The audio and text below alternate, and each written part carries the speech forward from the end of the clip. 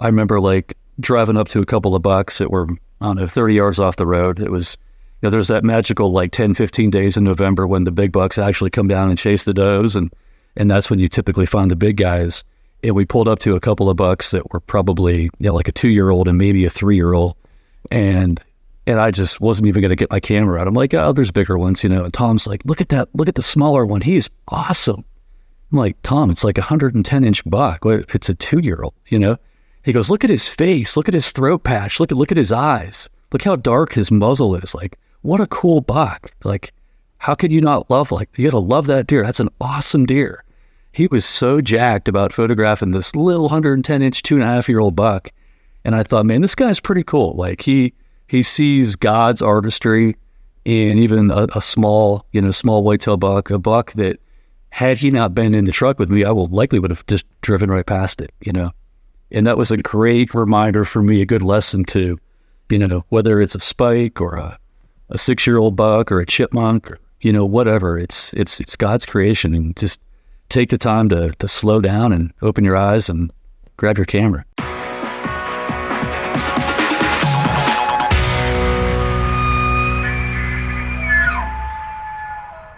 Hello and welcome to the Wild Shutter Podcast. I'm excited today to have two guests with me. We have John Hafner and Tom Reichner. Both are Pennsylvania boys, just like me, so it's great to have the Pennsylvania connection going on here today. And they're going to share with us quite a bit about their wildlife photography journeys and how faith has impacted their wildlife photography. So, gentlemen, thank you so much for taking the time out to be with us here today. Thanks. Good to be here. Thanks for having us. Here. Thank you. Absolutely. So, John, maybe we'll start with you, and you can tell us a little bit about your background in wildlife photography. How did you get started? And you are a professional wildlife photographer.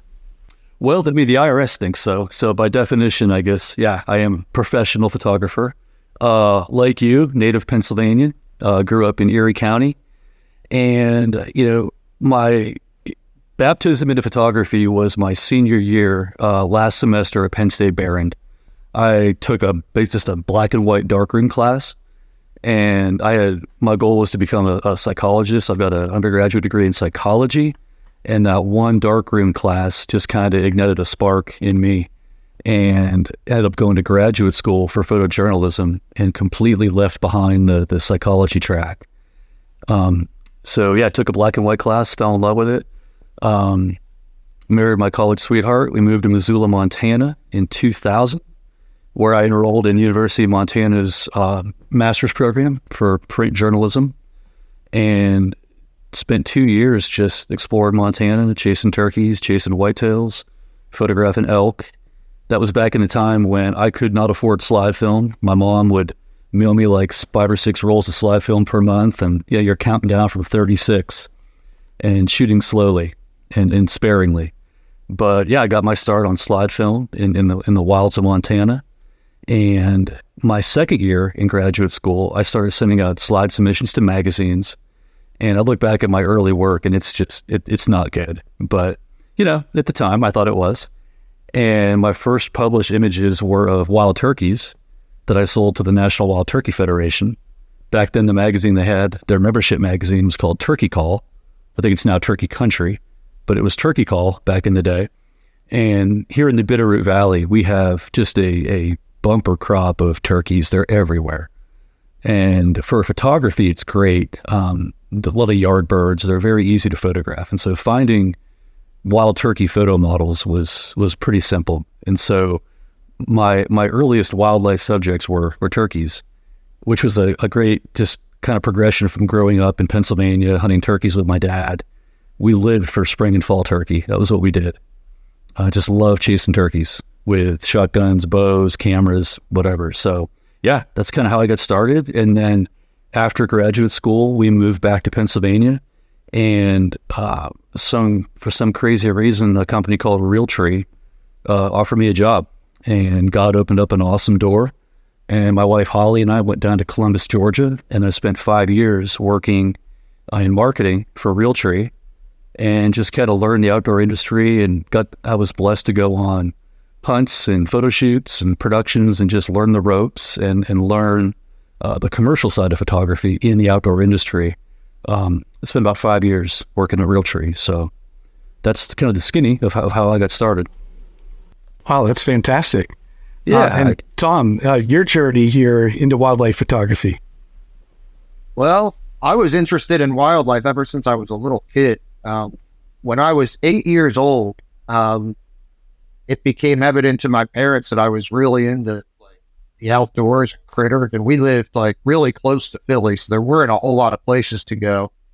And I wanted to go hunting, but as you well know, in Pennsylvania, you can't hunt until you're 12 years old. So my dad looked into it and he said, "Hey, you might not be able to hunt for 4 years, but I could get a trapping license. I can go trapping and you can go with me and we can go out into the same kind of places and we'll just use traps instead of a shotgun or a rifle." So for 4 years, we trapped raccoons and muskrats at the creek that was outside of our development. And then we kind of graduated to red foxes and gray foxes. And then when I was 12, I was able to take a hunter safety course, get a hunting license, and all I ever wanted to do was hunt. That pretty much continued all through junior high school, when I should have been applying myself to college studies. I just wanted to be out in the field. And I was so obsessed with the critters, I realized I was more interested in the things I was hunting than the hunting itself, because the season would end, duck season would end, and I'd still get up at the 2 hours before dawn, drive up to the Poconos and hunt. I just wouldn't have a gun with me. I just wanted to see what I could see. I'd make blinds along the shores of lakes, see if I could get ducks in close. And I was just fascinated with looking at this stuff. And then it kind of occurred to me geez, you should be taking a camera with you. If you're doing all this stuff just to get close to critters, you should, have some way of capturing, if you can't shoot it because it's out of season, at least have some way of capturing it and, saving those memories. And I bought a Sony H5. It was a bridge camera. And this is when digital was just coming out.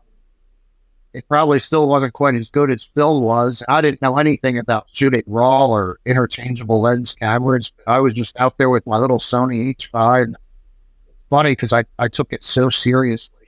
And I was just obsessive trying to figure out how to get good photos of things. Then I was in Pennsylvania my whole life, and then some big things in life just kind of happened, and all of a sudden the door was open to be able to move if I wanted to. So I had a really good friend. He's actually the pastor at my church, and I knew him from Pennsylvania. We grew up together. He lives in the middle of nowhere up here in Washington State. I came out to visit him, and he flew to Colorado. I drove from Pennsylvania, picked him up at the airport. We drove through Rocky Mountain National Park. We drove through Yellowstone, and then we came to his place, and I was going to visit him for a week or two. And all that road trip, I didn't realize it actually became a photography trip. On a day-to-day basis, driving back with him through those parks, all I started thinking about was what animals can we find and what kind of pictures can I get. And then instead of staying with him for 2 weeks, I stayed with him for 3 months. And each day there wasn't any work to do. I was out there looking for critters to photograph. So the same obsession I'd had for hunting earlier in life, it was the same level of obsession with trying to get photos of stuff. So that's when I ended up coming to Washington State.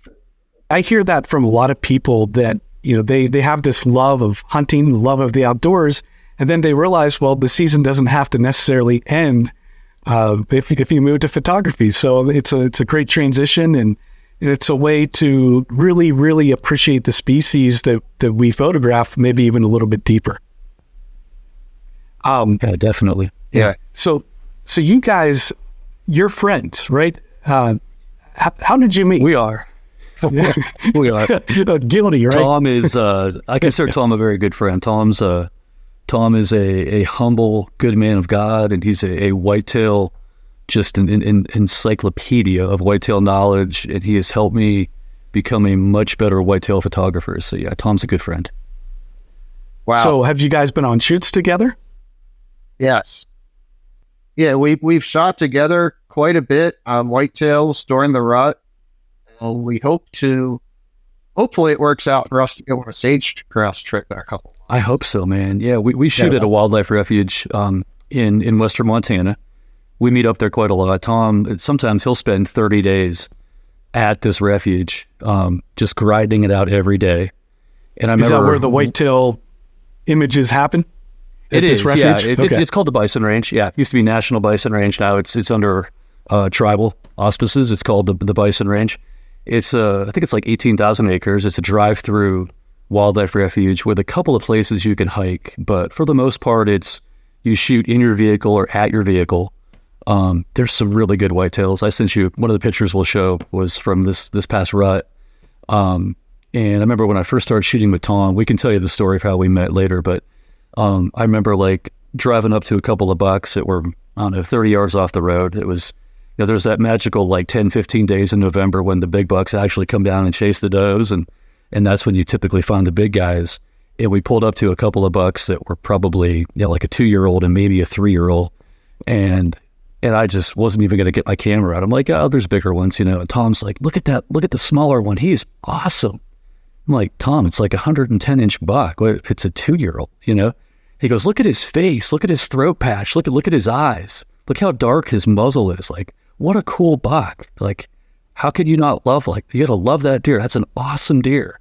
He was so jacked about photographing this little 110-inch, 2.5-year-old buck.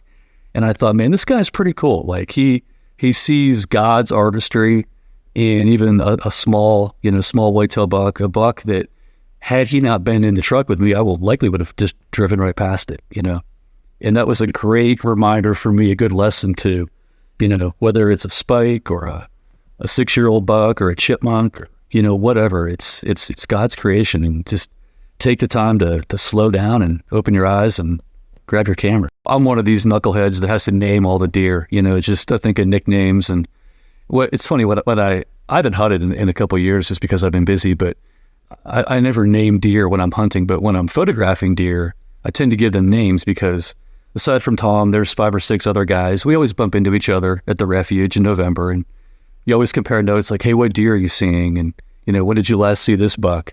And it's so much easier to say like, hey, have you seen Pretty Boy? Where's the 6x8, or where's Buck Norris? Rather than say like, hey, where's that buck with the long G2s and the kicker off his left third, like blah, blah, blah. We just come up with nicknames. And so the whitetail picture I sent you for this interview was one that we call Pretty Boy. Tom and I know for a fact you think he was 9 this fall, right, Tom? 9.5? I just found, I think it was 2019 is the first time I photographed him, and he was definitely 4.5. Absolutely. So he's got to be at least 8.5. At least 8.5. Okay. Yeah, And Matthew, this year he was probably 170-inch frame. Tom might correct me, but 170-ish with probably like matching 5-inch drop tines, just super long beam. So we call him Pretty Boy because I've never seen him fight. I'm sure he does, but it's rare. And so he's never busted up. He just looks like a statue. He's gorgeous. He's a handsome buck, proportioned perfectly. He's just chiseled, And I've had very bad, I don't like the word luck, but I've had very few encounters with that deer. Whenever I see him, he's 100 yards above the road, and he sprints in front of you, and he stops 150 yards and looks back like, haha, he didn't get me.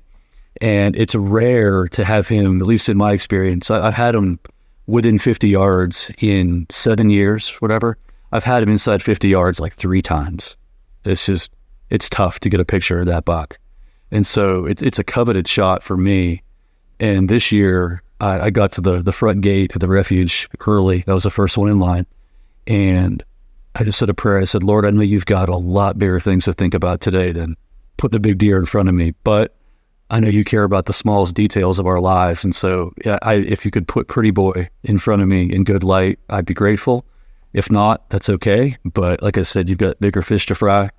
But I love that buck. I love that you made him for us to enjoy, and I would love to get him close. And the gate opened up. I didn't go half a mile, and the sun came up over the ridge, and there's Pretty Boy.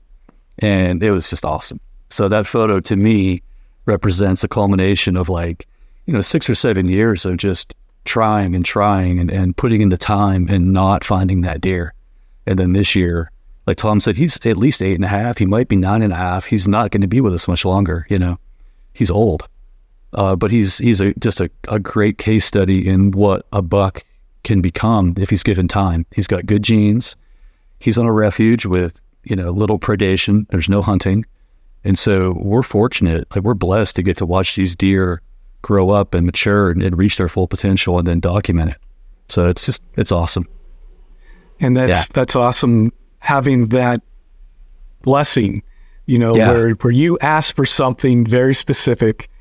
Again, maybe it's not something that needs to be solved by God, but he cares about all of our little things. He cares about our enjoyment. And at that moment, he gave you what you asked for. And so even more than wonderful. that, excuse me, and beyond that, in November, the place, there's always 10 or 15 cars there, on the weekends.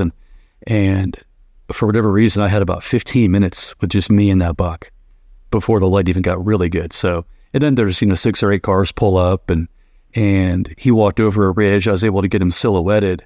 And then everybody else just drove off. And I thought, what would Tom do? I actually thought that, Tom would be patient and he would try to figure out, okay, if I'm hunting this deer, where is he going and how can I get there before he gets there? Like you alluded to earlier, being a good hunter makes you a better wildlife photographer. Patterns and seasons and behavior, and, it just puts the odds in your favor, right? And so I drove maybe a mile down the road with another photographer, legendary whitetail guy, Bill Kinney, great whitetail photographer. And Bill and I kind of just posted up on the side of the road and stood on the top of our trucks and started glassing. And here comes Pretty Boy. And we got a second chance at him in even better light when the other 6 or 8 vehicles had given up and just driven past. So yeah, it was great. It's like God was just saying, hey, not only am I going to put him in front of you, I'll do it twice and I'll make the light better the second time. So enjoy. So it was a blessing. Yeah, it was cool. So, Tom, is this the same refuge where the sage grouse image came from? No. I wish sage grouse would be that convenient too. That's only about 6 hours from where I live. And now the sage grouse, and I'm hoping to shoot with John in a couple months. That's a good 500 miles for me. It's a whole day drive. Well, the image that you shared, I think it's awesome. The light is just great. You've even got the catch light on that eye that's kind of hidden down as he's crouched down there. Tell me a little bit about that experience. And I've never photographed sage grouse. So you guys they've got to be challenging. Oh, you haven't? Okay. I'm going to learn from Tom. Yeah. So I think I've heard that they're pretty skittish, aren't they? It's pretty difficult to get close. In one way, they're extremely skittish, and in another way, they're not skittish at all.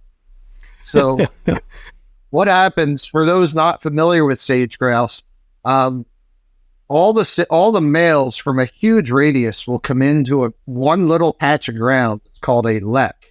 So L-E-K is how it's spelled. And there are other lekking birds. Prairie chickens and shark-tailed grouse also come into a lek. So the sage grouse from many miles, and they've researched this. I think they found the furthest they've ever come. They will come up to 19 miles to get to a lek. So you have the sage grouse that are living in an entire, a big area, will all come to this one patch of ground. The males come every day for most of March and all of April. And they do this bizarre display where they kind of stamp their feet and dance, and their chest sacks expand, and it sounds like somebody bouncing a basketball on a gym floor. It's the sound that they make. So they do this on the lek, and then the males are coming every day. Bunches of, if it's a good population, a couple dozen males, maybe several dozen males. A female will come into the lek when she's ready to breed, when her hormones are at the right point where she's receptive to breeding.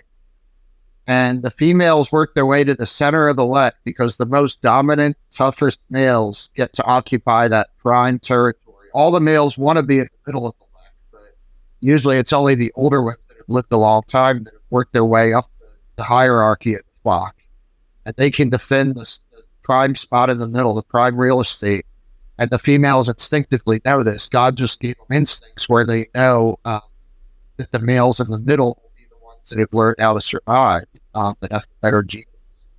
So the females will work their way into the middle of the lek, pick the male that seems most impressive, and encourage him to come breed her. And then once she's bred, she will leave and she won't come back to the lek again. So leks typically have, every day for months, they have all the males that live in the whole region there at the lek. But each female from that population will only come in a couple times during that time span. So when you see a lek, you might see 30, 40, 50 males on it and be lucky to see 3, 4, 5, 6 females. When they're on the lek, if they see a human, even far away, like there's a lek I know of that used to be near me. They're gone now. They've been wiped out. It's where that photo's from that I sent to you. It was about a half mile from the road. If you could drive your car up and look out the window with binoculars at those sage grouse, you're about half a mile away. If you opened the door and got out of the car and stood up, a lot of times they would just fly off.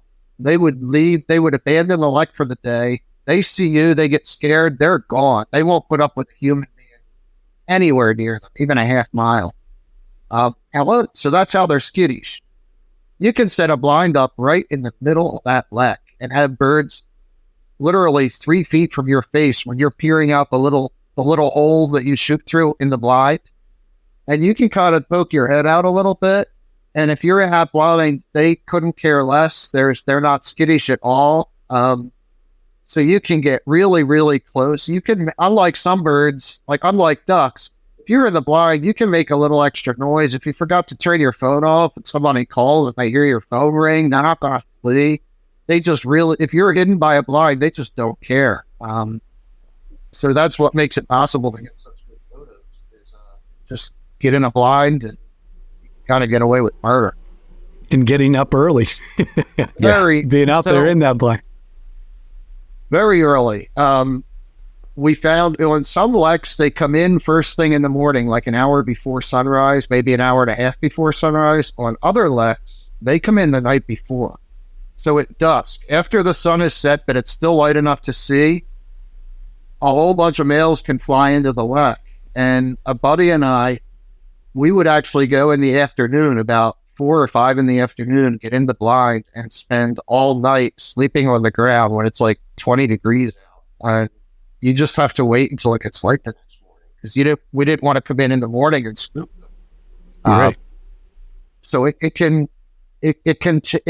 demands a lot from the photographer. There's you ready to do that, John? I was going to say, I didn't hear that part. That wasn't part of the pre-shoot itinerary. Maybe we can find a Long John and a sleeping bag sponsor for the trip, Tom. You conveniently neglected to tell me that. So. But no, I'm in. Absolutely, I'm in.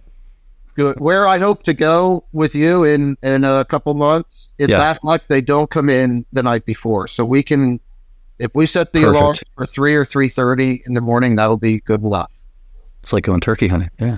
Yeah. Well, that sounds more manageable. Yeah, no doubt.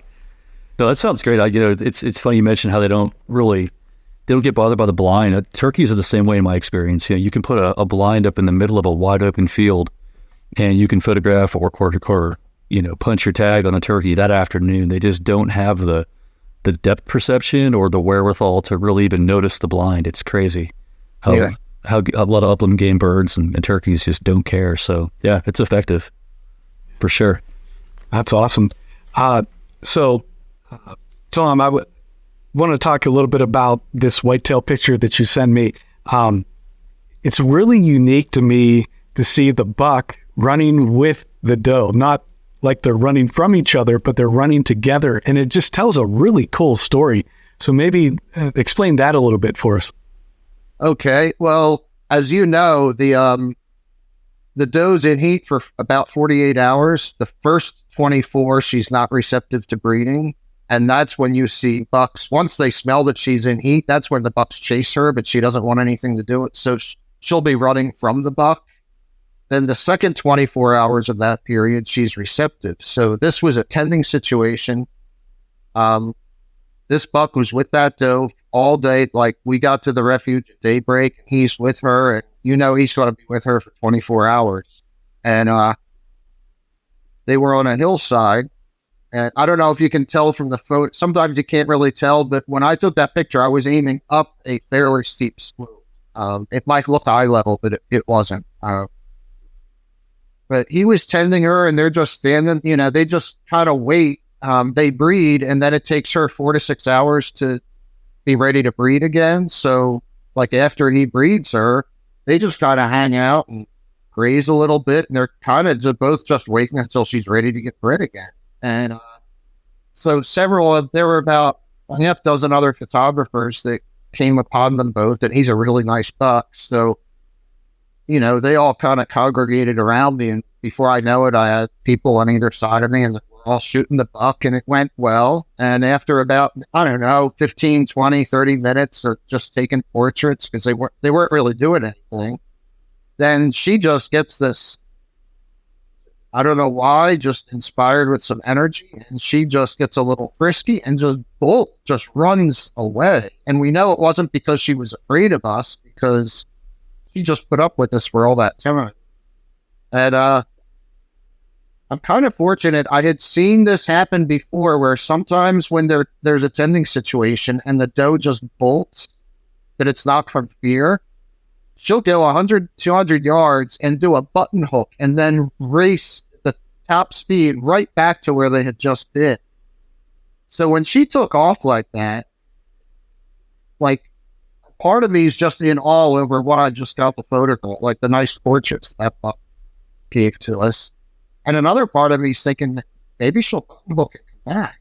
And the other photographers all start walking back down to the road to get in their cars. And I just stood there kind of like, just in wonder over what God just let us see. And sure enough, she buckles hooks and comes right back to where they've been. So my tripod was set up. The camera was already aimed right in the direction. And they come racing across right in front of me. And it's so many times, the really good photos that are my favorites, there's really no reason I got the image other than God just wanted to bless me. Like, there's no reason that he would have been in perfect focus. There's no reason the light would have been right. I mean, just so many things worked out for that really weren't because of me or any of my knowledge or ability. God just said, I just want to bless Tom.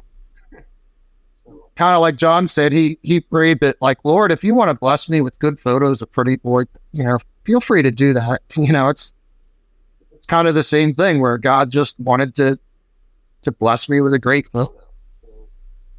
I'm very thankful. And I think, that was kind of the direction that we want to take this conversation. We, as wildlife photographers, you're working with an uncontrollable subject in an uncontrollable environment. You go out, you really don't know. It's not like a portrait where you might be able to set something up or pull a weed out of the way or do something like that. Everything is out of your control. And I think that it's probably easier to see God working in this kind of photography than maybe some other types, and maybe not all types. I mean, and I think that if you're a spiritual person, you can probably find the blessings of God in anything that you do. But how would you say that your faith kind of influences your photography? And either one of you guys can start. Well, okay, I'll start. So for me, it's interesting. I make a living as a commercial photographer, mainly in the outdoor and tactical industries. And so when I'm doing those shoots, it's almost the exact opposite of what you just described, right? Like, you get to control the shot, the light, the crew, you're scouting locations, you're working with crews of 5 to 20 people at agencies. It's very fast paced. Sometimes there's pressure, and I go 100 miles an hour. And then wildlife, like you said, is the exact opposite. So for me, wildlife photography has always been kind of my therapy, my medicine. It's just good for my soul, right? it's like God's word. It's just it nurtures your soul. And so whether I'm shooting commercially or for wildlife, I think for me it comes down to humility, really. Like just being a humble servant, recognizing that I've got the ability to see and to create and to enjoy and maximize the opportunities that God gives me. So I've always just tried to be really humble, and just give, whether I'm shooting with a client or wildlife, just recognizing that it's a gift from God.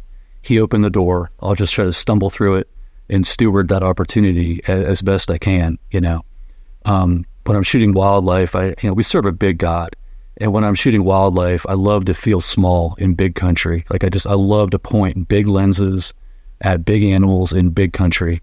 And for me, it's medicine for my soul. I love it.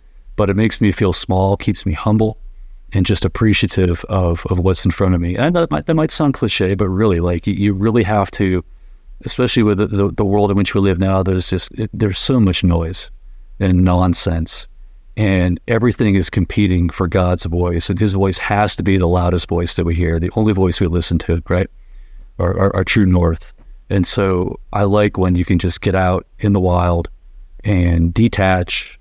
And again, just get lost in big country and carry a big lens and see what unfolds. And I'm not art directing. I'm not, I'm not bossing a crew of people around, and I can just slow down and not be that guy. So for me, that's always been kind of what I run to in October and November when I have downtime in between trips and commercial assignments, just looking for elk and deer and turkeys. And the last couple of years, it's been a lot of bird dog photography and upland stuff, and that's fun too. Bird dogs are like poetry, man. They're beautiful. And in most cases, a good dog takes direction and listens better than people. So that's a blessing too. So yeah, that's kind of my take on it all. Awesome. Tom. So much, like, as you say, is out of our control.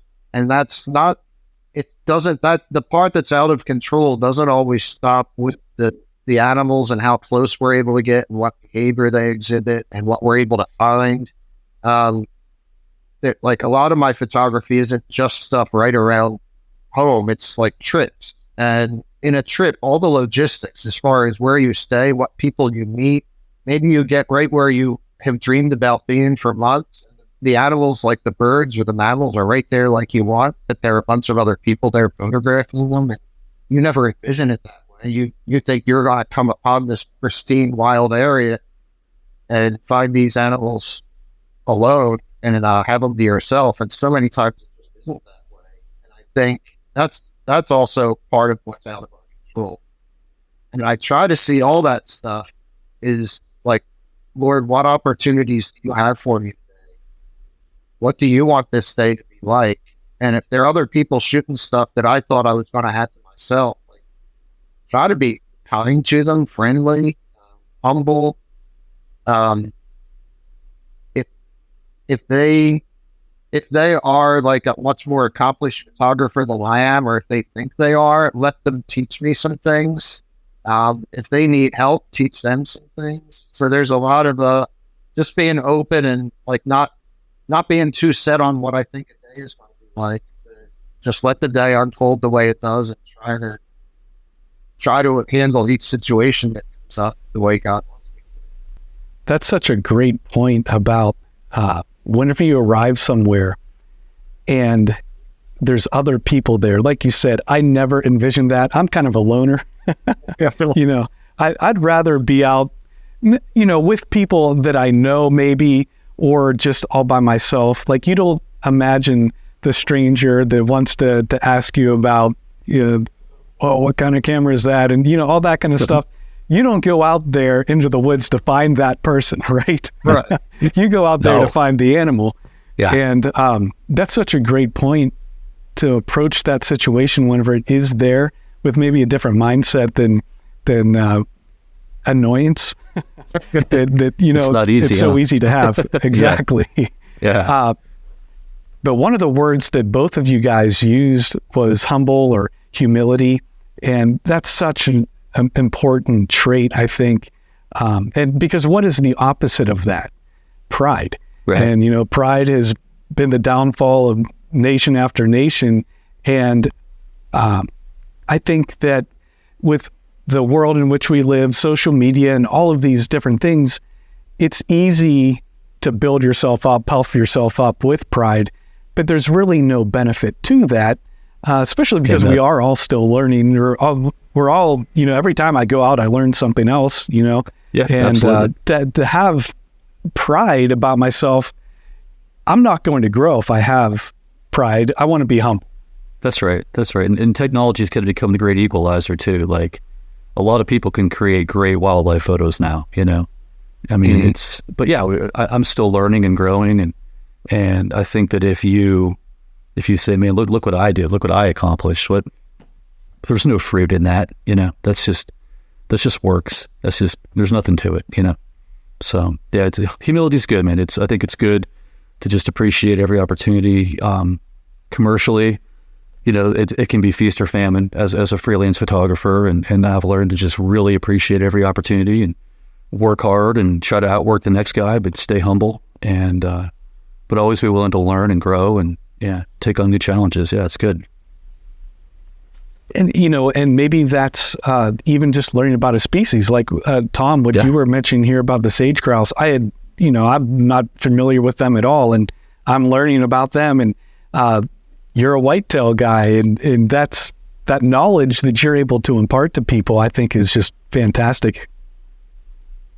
Yes, the species are, I have as good a time, this might sound real geeky, but I have as good a time at home on my computer using the internet to research, to learn about critters, as I do actually find them and getting photos of them.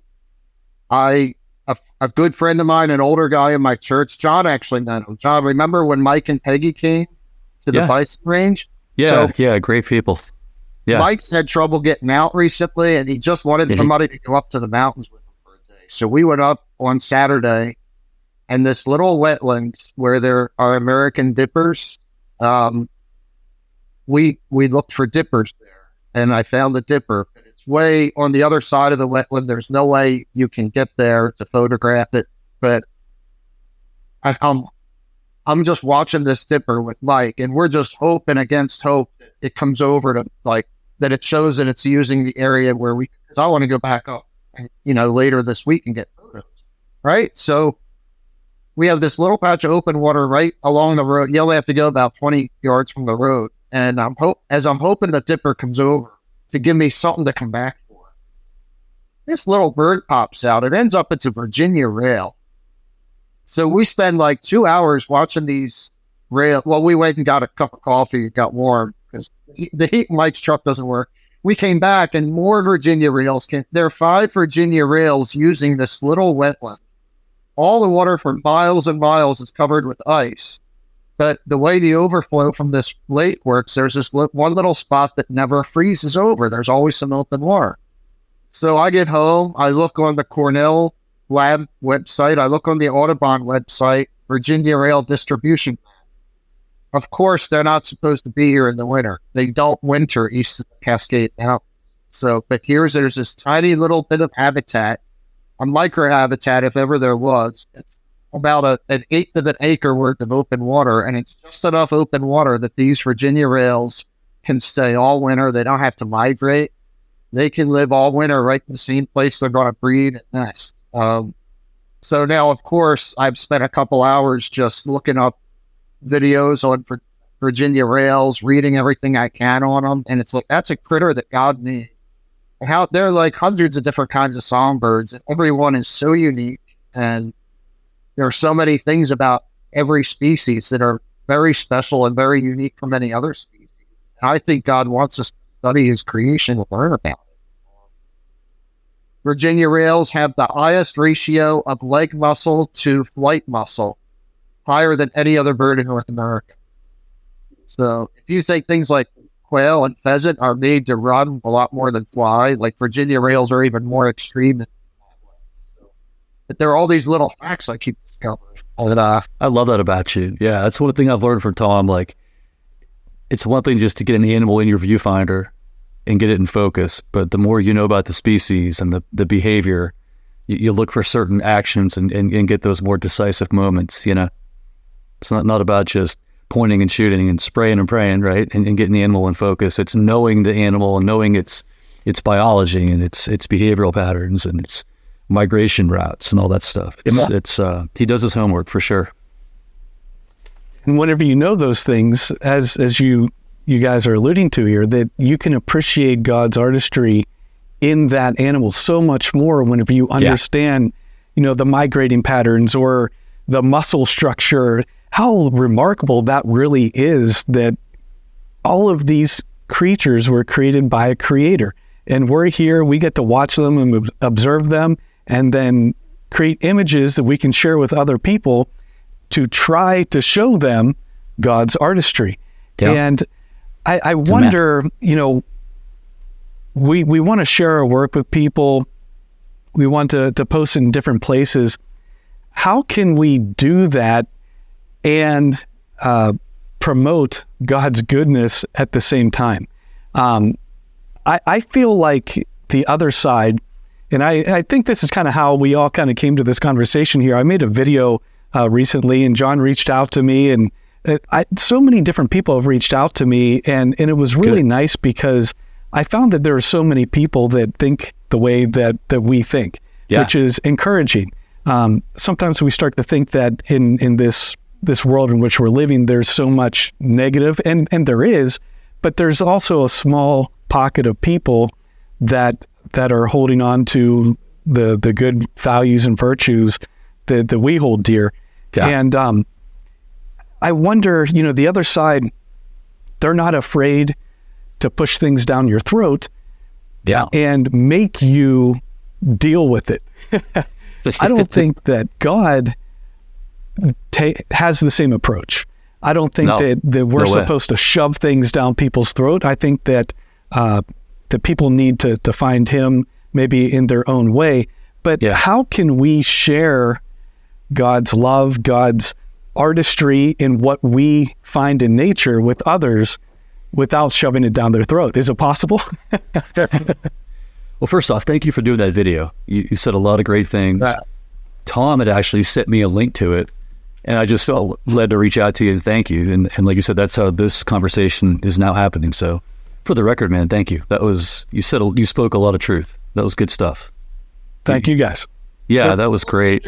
No, the reason I found the video is because a friend of mine in Colorado who's obsessed with whitetails saw one of your whitetail videos, and she sent me a link to it on email and said, "Well, do you know where this guy shot this whitetail? I think it might be Ohio, but I'm not sure." And then I reached out to a friend that lives in Michigan saying, "Are you familiar with this buck and where he might have been?" So there are people in 3 other states that saw your video about whitetail, and we're all communicating to try to figure out what little arc you found this whitetail at, because we're very impressed. And that led to word travels fast. That led to me wanting to see your other work on YouTube, and I think I hit subscribe, and then lo and behold, a few days later, I get a notification that you just made a new video, and it was the one on on Christ and professing Christ as a wildlife photographer. And then I thought, I think the whole reason that why the Lord led Robin to see your video in the first place was so she could reach out to me and make me aware of your work. And so that, your video has generated a lot of positive outlook. I shared it with my pastor, and because there are a lot of people that think the internet's bad, social media is bad. Social media isn't bad. YouTube isn't bad. People are bad. Right. Amen. The things that people use for bad are also used for good. God can use those things. So that's right. So I've used your video to share with some people that really just don't want to get on social media. They don't want to get online much because they think it's all evil. And I've been able to use your video as an example of, but look how God can use these things too. God can clean these places and use them for his glory. Yeah, and that's kind of, I guess my question for you guys, how do we do that with wildlife photography? How do we use our images to share his glory with people who, if we're preaching to the choir, that's one thing. But, if someone sees my image and, sometimes on Facebook or Instagram, I'll put like a little scripture on there or whatever. But is that the best way to do it? Is there another way that we could bring people in that, see these images and maybe they're a hunter, but they're not spiritual, but how do you direct somebody with the art that we're creating? It's a great question. And to be honest, I kind of struggled to answer it in completion. You gave us some questions before the show to think about and try to get some conversation going. And, you mentioned you include scripture with a post and so forth. I do that too. And I found recently that the more I include a verse, like in a caption, like on an Instagram post, or include scripture or hashtag Christian, hashtag faith, the more followers I lose, right? It's interesting. It's hundreds and hundreds. So it's probably close to 1,000 in the last few years. And I'm totally okay with that. I think our responsibility is to document God's artistry, his handiwork, his creation as authentically as we can, present that for the world to see. And people are going to receive it in either, a positive light. They identify with that. They've given their lives to God, or the opposite. And if it's the opposite, conviction's a good thing, man. Like God will deal with that person. Maybe it's, if I post, hashtag Jesus, hashtag Christian, hashtag blessed, whatever, and someone finds offense at that and they, unfollow me, that's fine. I'd rather they follow Christ than follow me anyway, right? But if they take issue with a pro-Christian message, it might be a year down the road or 2 years, God might bring their offense back to their mind, and he might bring them back to him. So I think it's not necessarily a bad thing if people get offended. I think the church has gotten weak, and it says in Luke 10:19, you have the authority to trample on serpents. Well, let's trample some serpents, man. Like Jesus fashioned a whip and cleared the temple. If I lose a couple of followers because I'm a Christian, so be it. I'm okay with it. As long as I'm not, posting anything that's not of God. If I'm being vindictive, or if I'm being prideful and not humble, if I'm acting in a way that is offensive, then I've got to repent of that. But if I'm living true to my call as a photographer and giving God the credit, let the chips fall where they may. That's my take on it. Yeah. Didn't really answer your question, but it's what you said about posting scripture and then like losing a follower. But I hate the word follower anyway. Correct. Yeah. Well, and I don't know if there is an answer. I know. Maybe right. Tom has one. It was a good question. Great question. When I read that question ahead of time, like John, I kind of struggled to articulate an answer. Yeah. I honestly am not sure how to directly and immediately use sharing an image online to reach people, but indirectly, like I said earlier, a lot of my interaction with people on Instagram, they're people that I know in real life. Where I meet them face to face. I get together with them. I shoot even people that are in different parts of the country, and maybe the interaction on Instagram is just to establish, get to know somebody I don't know yet, and I'll use Instagram. Then when I'm in their part of the country, we might get together to shoot, or we might meet up to have dinner after shooting something. And that's when it's not hard. It's real easy to speak up for Christ, face to face when I'm with somebody in person. And so maybe the online stuff is it's preparatory. It's setting those things up. It's a way to get to know people in an area. Like if I'm going to travel somewhere I haven't been before and shoot wildlife, I'm going to find people on Instagram that live in that area that shoot the species I'm interested in. I'm going to reach out, send them a message, leave comments on their photos. And usually people are really good about sharing information. And like, hey, if you ever do make it down here to shoot this duck or whatever, I'd be glad to meet up with, so Instagram can be used to build relationships. I'll get to know people. And then, then when I meet the people in real life, that's when it's, like,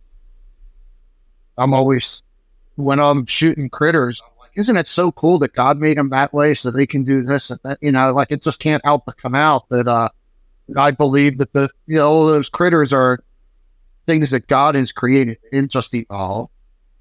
And that's something that really sets us as believers apart from most of the people that are out there shooting. The vast majority of people believe that things just evolved. And we believe that that's something God created very purposefully. Conveying that mindset and that approach, that's how I know to share the Lord with people. Mm-hmm. If I could add to that, please. You see someone's work online or on their website, on social media, and you always kind of form this preconceived notion of what they're like as a person, right? And so, to Tom's point, when you do bump into somebody, they're like, "Oh, hey, you're so and so. I'm a big fan of your work," and you hope that person's a nice guy, a nice person. You hope that they're a fellow Christian, or at the very least, they really appreciate the experience. And so, the last thing I ever want is if somebody bumps into me and says, "Oh, I've seen your work," I don't want in their mind to be like, "Boy, he's a real jerk. Like he's nothing at all like what I thought," right? And so I think maybe in some small way, an answer to your original question is like, there's just being a quiet witness is just strong, right? And so just by being in the field and practicing good ethics and not, running in front of another group of photographers to get the best shot, and just practicing humility again, and patience and self-control, and just being a good person, and just taking in the moment and acting responsibly and just acting like a professional and courteous, that sends a big message too, and even if you don't audibly share your faith, people are going to know. They're going to pick up on the way you act and just the way you present yourself. And so I think that's just being a quiet witness can be powerful and effective. Yeah, absolutely.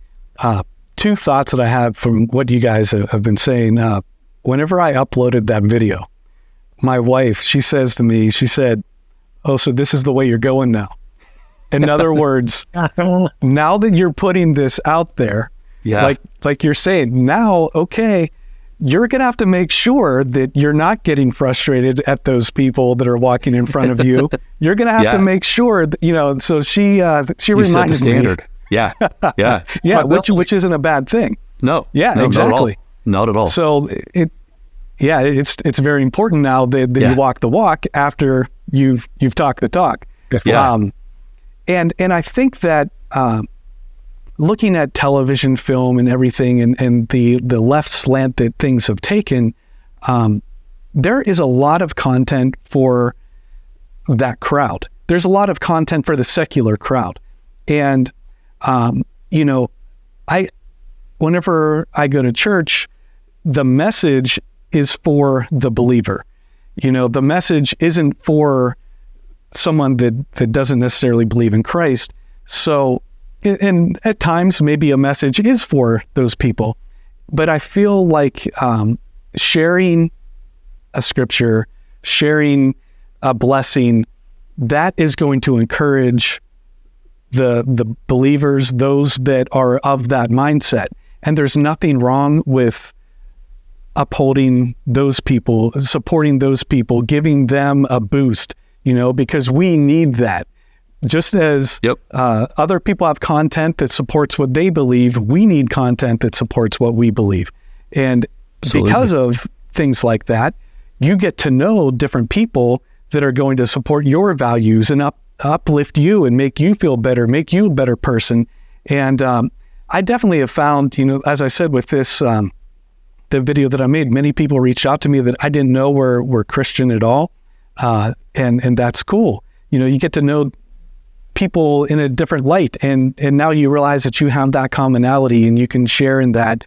And I really do find, though, that there's a lot of people in wildlife photography that are good people, that have good Christian values, And we're all on a journey here. We're all on the same path, and we're all trying to do our best. Sometimes we do better than others, but we're all on that same goal. I've got to ask you, Matthew, did you encounter, we talked about the positive response to your video. Was there any pushback? Did you receive any, not hate mail, but were there negative comments? Just a couple. But it really, I expected a lot. Sure. Yeah. But really, it wasn't bad at all. And like I said, for me, the best part about it was just learning more about some people that reached out in different ways. So it's been a good thing overall. Yeah, good. Yeah. Well, you spoke on behalf of all of us. And so, thanks again, man. Well done. Well, really well thank done. God. He gives us sometimes inspiration to say different things. And, I felt it was necessary. So you've had the opportunity to go to Africa. How many times have you been there? I have, man. Yeah. So again, this comes from a place of absolute humility. And it's just by way of working with clients over the years, like Cabela's and Dick's Sporting Goods and others. I've been there 17 times. And I've been to Zimbabwe, Namibia, Kenya a couple times, Uganda, and South Africa several times to document hunts. I got to go to Uganda in 2018 to document a Christian home for kids with special needs for the Tim Tebow Foundation. That was amazing. That was amazing. These kids, their toy, their soccer ball was a crinkled up, dusty, dirty water bottle, a plastic bottle. That was their toy. Talk about convicting. We waste more in a week than these kids have in a year. I mean, literally. So Africa it's amazing. I love it there. My wife and I are hoping and praying that we're going to be able to help a friend in his church in South Africa build an orphanage soon. So that's a work in progress, but something we're heavily praying into. But the lion picture I sent you was, I shot that in 2018 at a place called Mountain Zebra National Park in the Eastern Cape of South Africa, near Port Elizabeth. And I was there with a good friend of mine. He's a PH. He's a professional hunter. He's a young guy, late 30s. He just took over his family's ranch. It's 20,000 acres. They hunt it commercially, and it's a commercial farm as well. And he's just a great guy. I met him on a Cabela's hunt years ago. He was a guide, and I was photographing Cabela's customers. And his name's Lawrence, and we just hit it off. And he's like a brother to me now. And I was able to shoot a kudu with him a few years back with my bow, and lots of photos. But anyway, I had another friend named Patrick who he passed away at 41 from lung cancer and never smoked. Was just dealt a bad hand. It was bad. But Lawrence said, we called him Patch. He was a fly fishing guide. He was one of my top models. He was the face of many hunting brands here and did a lot of work with him. And Lawrence said, get Patch over here, and he can hunt. He can do a photo safari. He can do anything he wants. Just get him over here, And so Patch and I spent 4 days in Sabi Sands photographing leopards. And then we met up with Lawrence on the ranch and we did a hunt.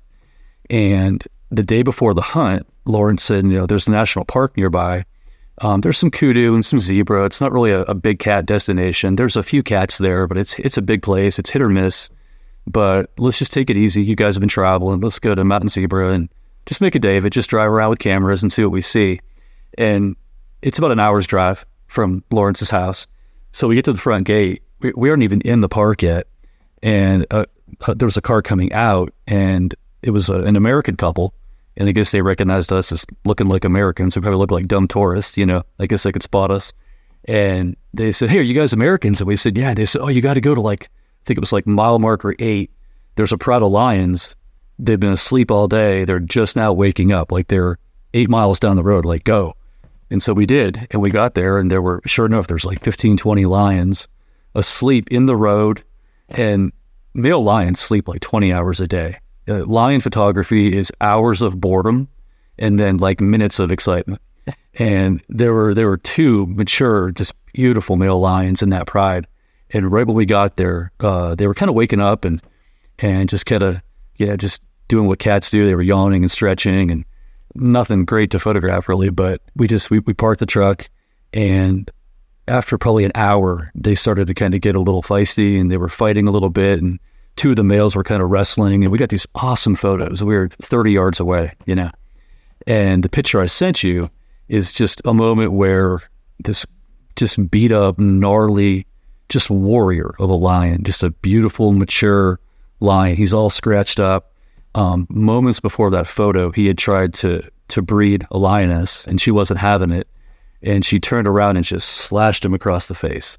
And you can actually see you can see claw marks on his nose. So he's got scars and his eyes offset. It looks like he got into a fight like years ago. He's missing some hair. But just the stories that cat could tell, And my friend Patch just loved it. Just being there and seeing the cats up close and getting a chance to have a male lion stare into your lens you talk about a spiritual experience. It's amazing. And that was one of the highlights of the trip for Patch and me. And, he passed away like 3 months later, and he was a fighter. And so whenever I see that photo, it's framed on our wall in our house. I think of him because he had that same fight. He was a fighter. And I just think of what a great day that was and the way God set that stage for us to enjoy. And that photo is for not just being a great photo of an amazing animal, but just my friend and his story, his journey, and just what a fighter he was, I hope that makes sense. But a lot of parallels between Patch and that lion, and just fought for every day and made the most of it, Yeah. Wow. That's a fantastic story. Thanks. It's those moments that we look for, that we hope to capture an image that you can look at that has a backstory like that can make you remember those moments, those people, and telling stories with the image, but then also after the fact, remembering the entire adventure. That's what wildlife photography is all about for me. Yeah, I mean, everyone in his family has a print of that, and the best part of the story, which I haven't told yet, the footnote, he described himself as a recovering Catholic. He was a great guy, a little wild, I guess, in his youth. And right before we left to go home, we had lunch at Lawrence's mom owns a bakery and a cafe, and we had lunch there the one day, and their pastor asked if we could. It was a Saturday, and we were leaving, I think, on that Monday. And he asked if he could join us for lunch. And so we said, yeah, of course. And that's kind of where the whole orphanage conversation started, was that meeting with their pastor. But he just kind of shared faith with Patch, just unabashedly, just kind of laid it out. And Patch was just hanging on every word. This is a recovering Catholic who really wasn't walking with the Lord and just was living his way, And I loved him like a brother, but faith was an area that we just didn't really ever discuss. He knew where I stood. I offered to pray with him a lot. And when he got sick, I did pray with him. My wife and I prayed over him a lot. But I think he was really coming around quickly. That trip kind of accelerated his questions about faith and God. And so we went to the pastor's church, my friend's church, the next day. The pastor introduced us. We met, 200 or 300 people. And it was great. It was just an awesome experience. And Patch said, he's like, I can't believe that was church, like the community and the love I felt there, He's like, that's what you've been describing, like that's what you've done your whole life. I'm like, yeah, that's church, And so I'm certain, and I've prayed about it many times since, but I'm certain that just that one Sunday helped Patch kind of sneak in heaven's back door at the last minute. So I'll always be grateful for that. Wow, that's wonderful. Yeah, thanks. Fantastic. Yeah. Well, I feel like, and we'll kind of start to land the plane here, so to speak. Yeah. But I feel like wildlife photography, it offers, as you guys have mentioned, so many opportunities to build relationships, to share, as you develop those relationships, how you can share in God's creation with other people, because they have an appreciation. And this thing that we love, being out in nature, seeing these animals, seeing the landscapes that have been created, all of these things have been created by a creator. And whenever you have those moments, they're spiritual moments, and it's kind of hard to deny it. And you know, people who allow themselves to see it that way, even if that wasn't their background, as you said, with this man growing up. Yeah. But it's hard to deny it when you're in and witnessing these things. So I feel blessed to have this hobby and to see the things that I see that many, many other people don't get to see. Yeah. And it's great to be able to share those moments with people who are even, maybe homebound or just not able to get out and walk and be in nature. I hear that from a lot of people who, might follow my Facebook pictures or whatever, that they aren't physically able to get out anymore, and they can live vicariously through an image that you create, and that is humbling. That you're powerful. able to bring that to them. So, that's definitely something that I am thankful for and appreciate. Yeah, for sure. Absolutely. That's good. Well, guys, I really appreciate you taking the time to be here with me today and to share your journey through wildlife photography, your journey of appreciating it in this spiritual way that we do. And I hope that others have taken the time to listen to this conversation, and they, we find some more people that are on our team, and that, hopefully we're uplifting them and encouraging them to continue on in this race, enduring until the end. That's right. Absolutely. Well, thanks for having us, Ben. I hope my ramblings made sense, and it's been great to meet you and connect with you. And I've told a few other photographer friends about your show, and I think they'll be in touch with you soon. So, yeah, wish you all the best. I appreciate what you're doing. Thank you. Well, fantastic. I appreciate you guys. I hope you take the time to watch the show on YouTube so you can see the images that our guests were talking about today. And of course, you can find our audio on any podcast service. Feel free to check out our Facebook page as well, the Wild Shutter Facebook page, and you can join in the conversation by sharing images on that page and telling us the story behind those images. Find us on Facebook, Wild Shutter Podcast. It's a Facebook group. Just ask to join and I'll be happy to let you into the group. I really enjoyed our conversation with our guest today. I thank you for tuning in to listen, and we'll catch you next time. God bless.